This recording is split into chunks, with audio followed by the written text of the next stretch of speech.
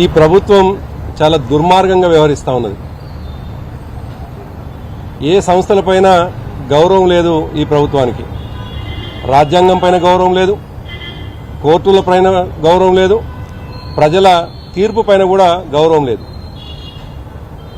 ఎప్పుడు కోర్టులు మొట్టికాయ పెట్టినా సింపుల్గా తీసి పక్కకు పెట్టేటువంటి ధోరణి ఈ రాష్ట్ర ముఖ్యమంత్రికి కనిపిస్తూ ఉన్నది. చాలా స్పష్టంగా మొన్నటి మున్సిపల్ ఎన్నికల్లో ఒక స్పష్టమైనటువంటి తీర్పు ప్రజల నుంచి వస్తే దాన్ని కూడా అపహాస్యం చేసేటువంటి పరిస్థితి ఈ రాష్ట్ర ప్రభుత్వానికి ఉన్నది. దాదాపుగా మేము స్ట్రెయిట్గా మొన్నటి మున్సిపల్ ఎన్నికల్లో 28 నుండి 30 మున్సిపాలిటీల్లో గెలిచినాం.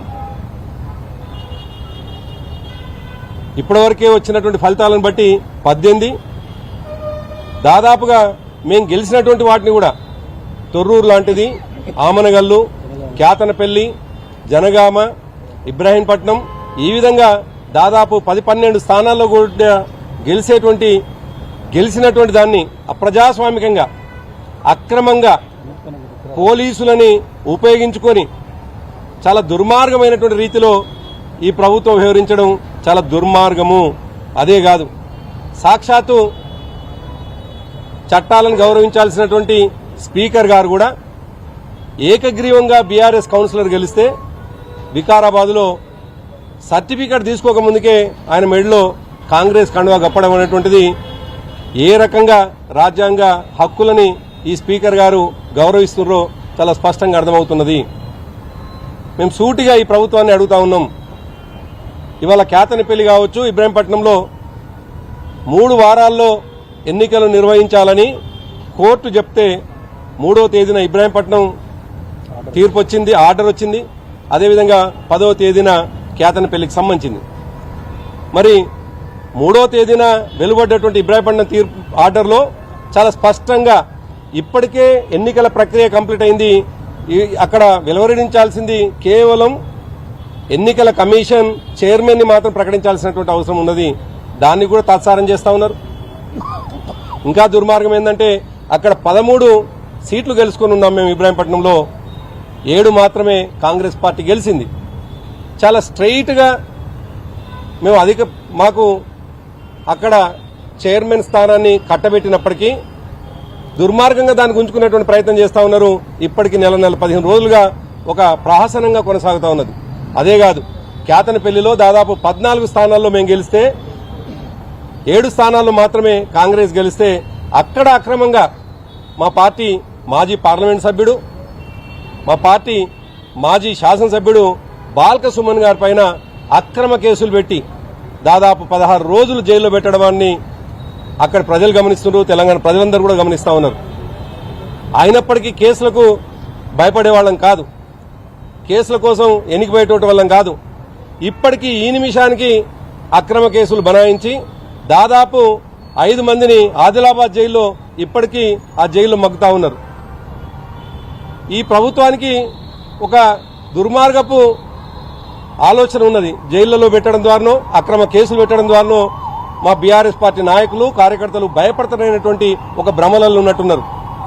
తెలంగాణ ఉద్యమమే అనేక కేసులని, అనేక అక్రమ అరెస్టులని అన్నిటిని లెక్క చేయకుండా తెలంగాణ తెచ్చుకున్నటువంటి చరిత్ర బీఆర్ఎస్ పార్టీకి ఉన్నది. కేసీఆర్ గారి నాయకత్వంలో తెలంగాణ ఎట్లా తెచ్చుకున్నామో సమాజం ముందున్నది.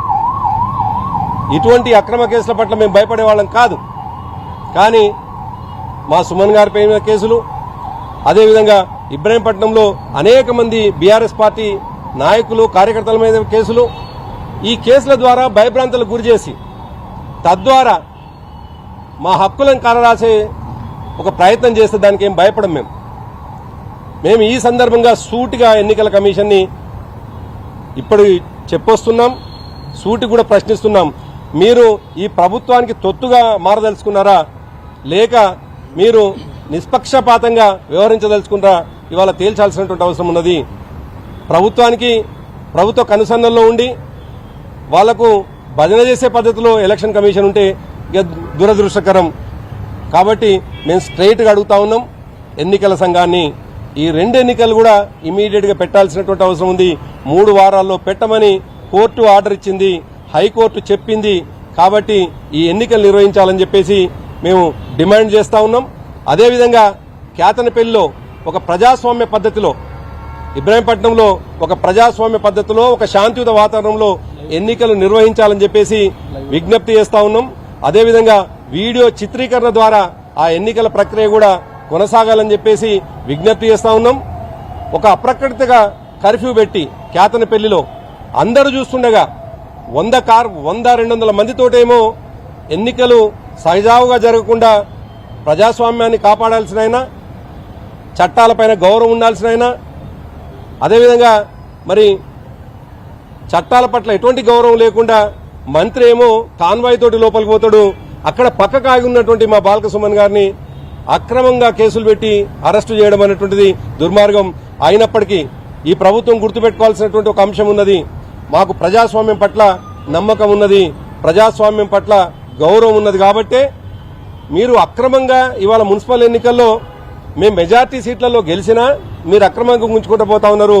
కానీ మొన్నటి సాధారణ ఎన్నికల్లో ఇవాళ తెలంగాణ అంతా చూసింది, ప్రపంచమే నివ్వెరపోయే పద్ధతిలో మీరు 64 సీట్లు జస్ట్ మ్యాజిక్ ఫిగర్కు 2-3 సీట్లు రాగానే మా ఉద్యమ నాయకుడు కేసీఆర్ గారు ఆ రోజు అప్పటికప్పుడు గంటల్లోనే తెలంగాణ భవన్, ప్రగతి భవన్ ఖాళీ చేసి తను ప్రజాస్వామ్యాన్ని కాపాడు, ప్రజాస్వామ్యం మీద నమ్మకంతో వ్యవహరించినారు.